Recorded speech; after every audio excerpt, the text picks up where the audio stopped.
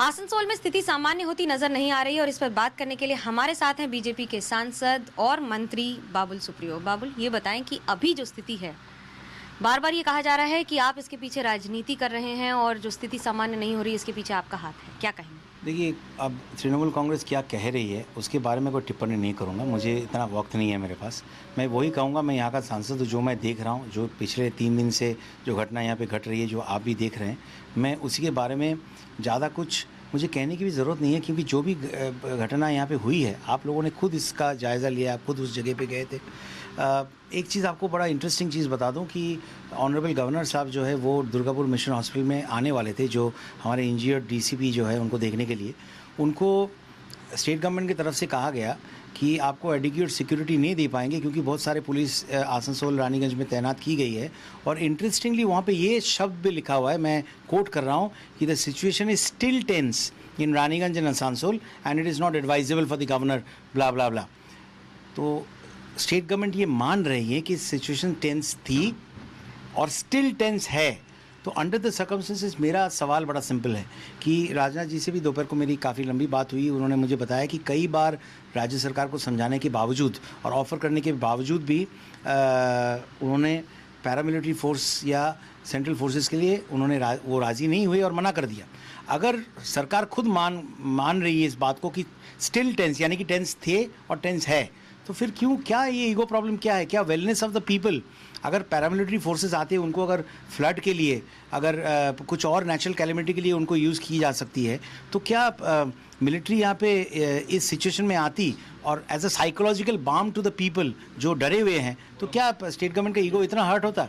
राज्य सरकार कह रही है कि वो कैंप्स बना रही है, लोगों को रखने के लिए सुरक्षित स्थान दे रही है। सांसद गिने चुने हैं भारतीय जनता पार्टी के बंगाल से, आप उनमें से एक हैं, उन्हीं सीट पर ऐसा क्यों होता है? 2 ही सांसद है और आप देखिए आसनसोल में एक सांसद के लिमिटेशंस कितने हैं। कॉन्स्टिट्यूशन क्लियरली कहती है कि law and order state subject है। मैं आपको ये भी साफ तौर पे कहना चाहता हूँ कि जहाँ जहाँ पे 144 लागू की गई है वहाँ पे मैं जाने की कोई कोशिश भी नहीं करूँगा, क्योंकि मैं वहाँ जा नहीं सकता एज ए मिनिस्टर। आइन को या लॉ को तोड़ने की कोई कोशिश मेरे तरफ से होगी भी नहीं, ना मेरे पार्टी के मेंबर्स जो सीनियर मेंबर्स है आसनसोल में वो चाहते भी हैं। दूसरी बात देखिए, ये कोइंसिडेंस नहीं हो सकता कि जैसे मैं आसनसोल में अभी एंट्री लेता हूँ, एक सरकारी डिक्टेट जाता है कि इंटरनेट सर्विसेज जो है उसे रद्द कर दिया जाएगा। मेरा सवाल बड़ा सिंपल है कि अगर आपको ये करना ही था, जब आग लगी थी तब आपने क्यों नहीं किया? जिस वक्त अफवाहें फैलाई जा रही थी, आप पुलिस के वैन लेके गली गली घूम रहे थे ये कहने के लिए कि आप र्यूमर पे, अफवाहों पे आप अफवाहों को नज़रअंदाज करें, ये बात कही जा रही थी। तो उस वक्त जिस चीज़ से अफवाहें फैल रही थी यानी कि इंटरनेट, आप उस वक्त उसे बंद क्यों नहीं किया? 144 धारा आपने कल से लगाया, परसों आप क्या कर रहे थे? बाबुल सुप्रियो खुद वहाँ पे पुलिस के साथ वहाँ पे उन गलियों में पहुँची, हिल बस्ती, बरदोई, जहाँ पे ये घटना घट रही थी।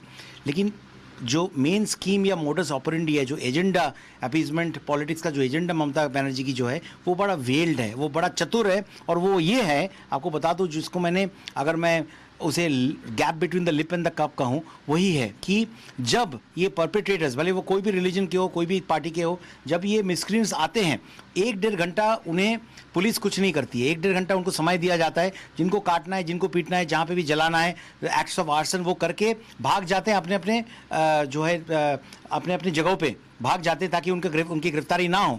उसके बाद 1.5 घंटे के बाद पुलिस जो है वो एक्शन में आती है और ओवर एक्टिव हो जाती है। और देखिए, इन जो मैं कह रहा हूँ इस चीज़ को बड़ा अच्छे से इस्टेब्लिश करता है द फैक्ट कि कुछ दिनों में आपने देखा कि पुलिस को पीट के उनको कोमा में लेके गया। बसीरहाट, करीमगंज हम देखेंगे, हर जगह में ये घटना घटने के बाद पुलिस वहाँ पे पहुँची है। यहाँ पे भी आप ये मान सकते हैं कि इतना बड़ा हादसा हो रहा है, एक डीसीपी रैंक के ऑफिसर के हाथ को बम से उड़ा दिया जा रहा है और गोली तो छोड़िए, टीयर गैस का भी इस्तेमाल नहीं होता है। उसका मतलब ये वही 1.5 घंटा है जिसको छुपाया जाता है, जिसको मद्देनज़र ये अपीजमेंट पॉलिटिक्स की जाती है। और उसके बाद का जो घटना है, यही सरकार की फर्जी रिपोर्ट में होम मिनिस्ट्री को भेजा जाता है कि एवरीथिंग इज अंडर कंट्रोल। जबकि back to where I started from, ये कह गया है, खुद सरकार कह रही है कि the situation is still tense. Tense था, टेंस है। जब टेंशन की बात करते हैं तो खुद मुख्यमंत्री इस समय दिल्ली में हैं और दूसरे फ्रंट की कवायद कर रही हैं। तो उसमें हम क्या कह सकते हैं भाई, सपना देखना, मुंगेरी लाल भी हसीन सपने देखते थे, तो अगर मुंगेरी लाल देख सकते हैं तो हमारे मुख्यमंत्री जी क्यों ना देखे। प्राइम मिनिस्टर बनने का सपना देखना कोई बुरी बात तो है नहीं, सब देखते थे, उसमें से आधा लोग जेल में है वो अलग बात है। लेकिन ममता बनर्जी जी को अपना प्राइम मिनिस्ट्रियल पोस्ट को, चेयर को पॉलिश करने के लिए, दूर से देखने के लिए और भी वक्त थे आगे। वो पुलिस उनके अंडर में है, उनको बंगाल में होना चाहिए था। आसनसोल से उनको कितनी रेवेन्यू मिलती है? अगर कलकत्ता के बाद कोई शहर बंगाल सरकार को सबसे ज़्यादा रेवेन्यू देती है वो आसनसोल है। क्या उनका दायित्व नहीं बनता था यहाँ पे आना? क्या उनका दायित्व ये बनती कि अब जाके वो बाकी जो चोरों की बस्ती है उन्हीं लीडर्स से मिले और हंसमुख सब जगह पे चाय पिए और उसकी तस्वीर कलकत्ता में भेजे? क्या उनको यहाँ पे नहीं होना चाहिए था?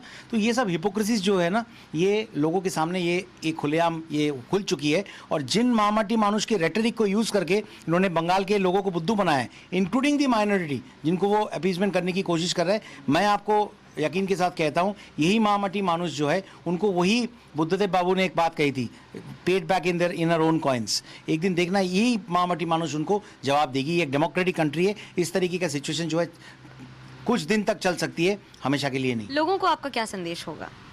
लोगों को मेरा संदेश जो है वो मैंने ट्विटर में कहा है, कल दोपहर से मैं कह रहा हूँ कि आप जो है वीडियोस मुझे भेजें, मैंने नंबर भी दिया, मुझे भेजें, सिवाय कि आप फेसबुक और ट्विटर के वीडियोस अपने आप में जो है शेयर करके दहशत फैलाएं। क्योंकि अगर आप देखें तो इंटरनेट सोशल मीडिया में फेक वीडियोस घूमते हैं, वही एक इंटरनेट की एक खूबी है और खामी भी है कि कुछ भी चाहें आप पोस्ट कर सकते हैं और उससे जो है दहशत फैलती है, डर जो है लोगों के मन में पैदा होता है।